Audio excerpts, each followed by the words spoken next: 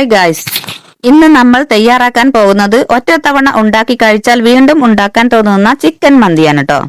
കാണാനും കഴിക്കാനും നല്ല രസമാണ് കേട്ടോ. കഴുകി വൃത്തിയാക്കിയ ചിക്കൻ 1 കിലോ.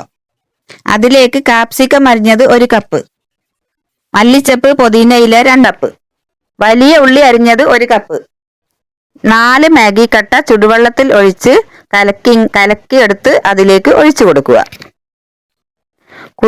കുരുമുളക് പൊടിക്കാത്തത് 1 ടീസ്പൂൺ, കുരുമുളക് പൊടിച്ചത് 1 ടീസ്പൂൺ, വെളുത്തുള്ളി ഇഞ്ചി പേസ്റ്റ് 3 ടീസ്പൂൺ ചേർക്കുക. നല്ല ജീരകം പൊടിച്ചത് 1 ടീസ്പൂൺ, നല്ല ജീരകം പൊടിക്കാത്തത് 1 teaspoon, colour 1/4 teaspoon, sunflower oil 1 cup. എല്ലാം കൂടെ മിക്സ് ചെയ്യുക. കുക്കറിലിട്ട് അരമണിക്കൂർ വെക്കുക. അരമണിക്കൂർ കഴിഞ്ഞതിന് ശേഷം കുക്കർ അടപ്പത്ത് വെക്കുക.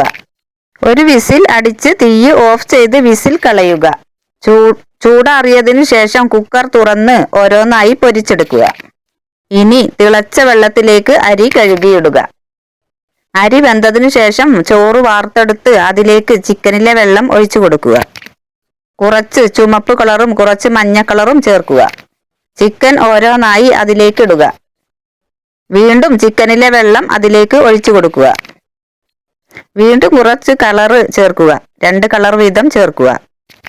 പിന്നെ ഒരു പാത്രത്തിൽ തീ അതിലേക്കിട്ട് സൺഫ്ലവർ ഒഴിച്ച് അടച്ചു വെക്കുക. നല്ല പോലെ അടച്ചു വെച്ച് വെന്തതിന് ശേഷം സോതോടെ കഴിക്കുക.